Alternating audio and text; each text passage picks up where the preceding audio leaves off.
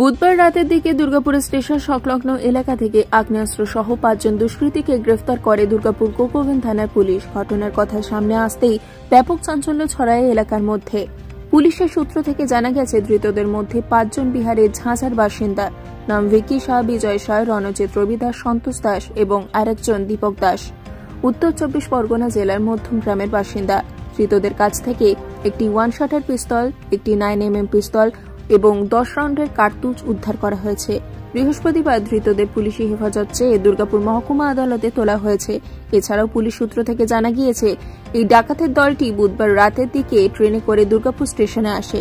পরে সেখান থেকেই সবাই ডাকাতির উদ্দেশ্যে দুর্গাপুর স্টেশনের বাজারে গিয়ে জড়ো হয়। আর সেখানে কোনো দুষ্কৃতীর সঙ্গে এই দুষ্কৃতীর দলের লোকজনদের দেখা করার কথা ছিল, তবে কোনো কারণবশত দুর্গাপুরের দুষ্কৃতী না আসায় তারা সেখান থেকে পালিয়ে যাওয়ার চেষ্টা করে।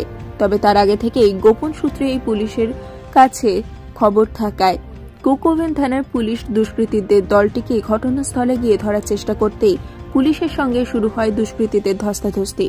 পরে ঘটনাস্থলে কোকোভেন থানার বিশাল পুলিশ বাহিনী পৌঁছে সশস্ত্র ডাকাতদের দলকে গ্রেফতার করে। এছাড়াও জানা গেছে, ধৃতদের পুলিশি হেফাজতে নিয়ে তদন্তের গতি আনতে চাইছে কোকোভেন থানার পুলিশ।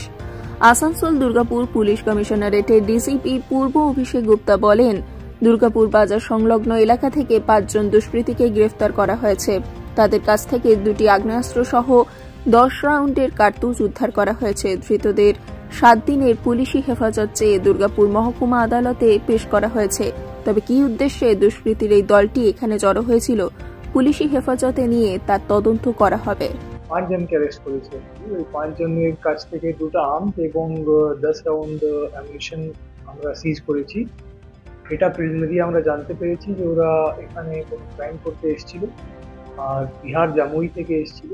এবার কি এক্স্যাক্টলি করতে এসেছিল বা কি ওদের উদ্দেশ্য ছিল, সেটা আমরা আজকে কোর্টে ফরওয়ার্ড করে ওদের স্পেসিফিক কেস করে কোর্টে ফরওয়ার্ড করা হয়েছে এবং রিমান্ড চাওয়া হয়েছে। রিমান্ড আসার পর ফার্দার ইন্টারভিউশন করে আমরা ডিটেলে জানতে পারবো যে কি ওদের উদ্দেশ্য ছিল।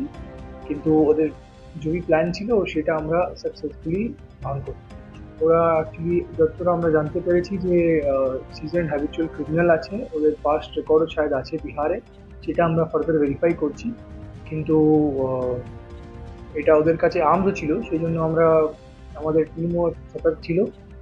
সাকসেসফুলি ওদেরকে আমরা কিন্তু ধরতে পেরেছি, আর ফার্দার ইন্টারভিউশন করে ওদের কাছ থেকে বাকি সব ডিটেল জানা যাবে। বললাম যে এখন দেখবো কি কি আছে, সব কিছু আমরা দেখে বলতে পারবো। মানে প্রিলিমিনারি আমরা এটাই জানতে পারছি যে ওরা নিশ্চয়ই এখানে কোনো সেরকম উদ্দেশ্যেই এসেছিল, কিন্তু যে ছিল ওটা সাকসেসফুলি আমরা অ্যাভয়েড করতে পেরেছি। এবং ফার্দার কি ছিল নেই ছিল সব বাকি, ওদের যদি কোনো আরো মেম্বার থাকে কি লোকাল ইনপুট থাকে, সবকিছু আমরা কিন্তু ফার্দার ভেরিফাই। ওসি তৎপরতায় এটা সম্ভব হলো। পুরো থানা ওসি ভালো করে করেছে, সেটাই খুব ভালো। আর সোর্স ইনফরমেশনও ভালো করে কাল্টিভেট হয়েছে। এটা আমাদের মাননীয় সিপি সাহেবের নেতৃত্বে যেরকম গাইডলাইন আছে সেরকম সব কাজ করছে। এটা একটা খুব ভালো জিনিস।